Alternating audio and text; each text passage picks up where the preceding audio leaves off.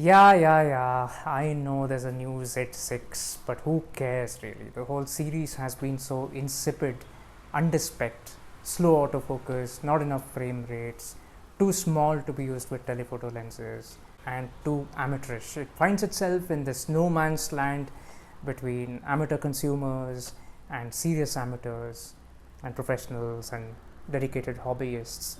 So nobody really cares for this camera, and nor do I. Frankly, I haven't even looked up the specifications. So am I excited about the Z6 III? Of course not. Absolutely not. Mudhu, Yes? Bookma Lens have sent Z6 III. Okay, fine, get it. Let's be done with it, really. Let's go through the motions, complete the formalities. Thank you. 6K 60 FPS in RAW and up to 5.4K 60 FPS in ProRes, 20 FPS continuous RAW shooting in electronic shutter mode, pre-release capture. Muthu, cancel that Z8 booking and tell Book My Lens I'm keeping this camera.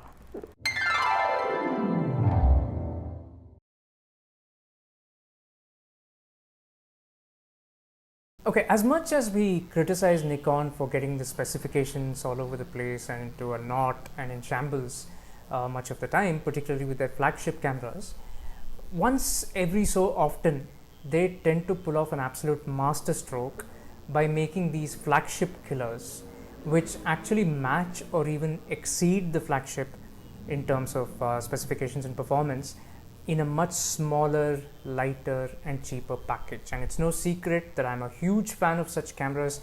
Think of the D700 when the D3 was the flagship, think of the D750 when the D3 successors were the flagship, and even the D780 for that matter, which packed a couple of features that even the D6 does not have.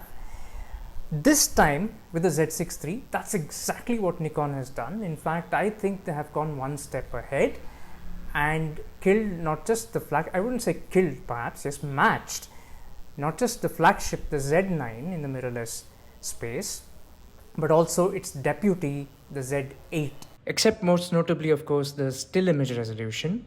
So that is why, unlike what I projected in the skit preceding this piece, I'm actually really excited about the Z6 III. So without further ado, let me go ahead and unbox this and see what it actually looks and feels like. Shall we?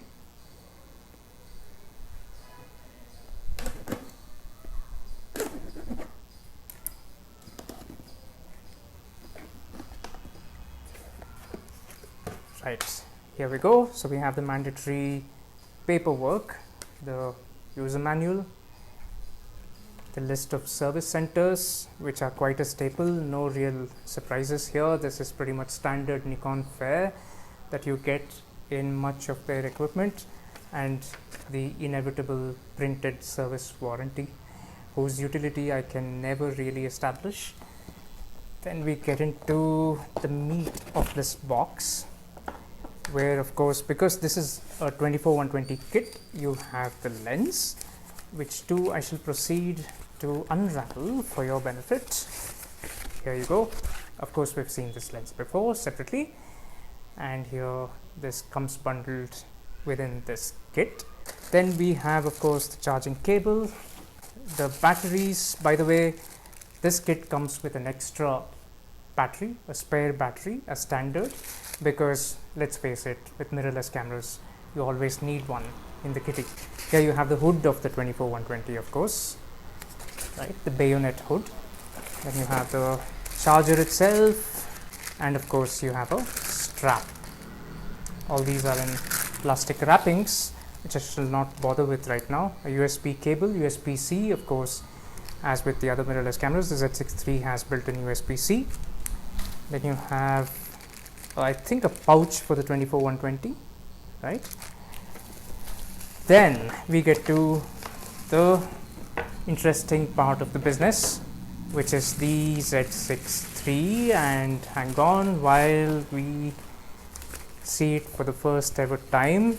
And let me remind you before I go on ranting that this is courtesy of Book My Lens, the camera rental company in southern Bengaluru, who have a website www.bookmylens.com, where you can hire this baby right now and see for yourself how good it is. So once again, thank you very much to Book My Lens for lending me this camera to unbox. Okay, so what does it look like? Well, like any new Z camera, nice and shiny and black. But the great news is that the plasticky bits do not feel plasticky. It feels pretty solid because I believe this has metal construction underneath, which makes a massive difference. Does not feel tacky or cheap.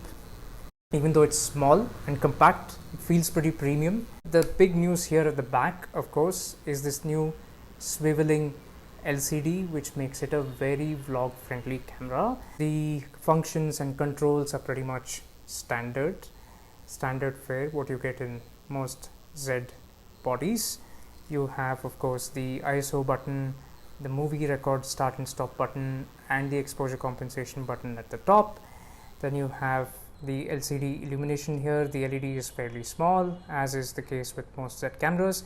Then you have a very nicely weighted command dial here at the back. Then of course you have the mode dial on the left. You have the viewfinder diopter. By the way, speaking of the viewfinder, the specifications of the viewfinder are superior to the Z6 II.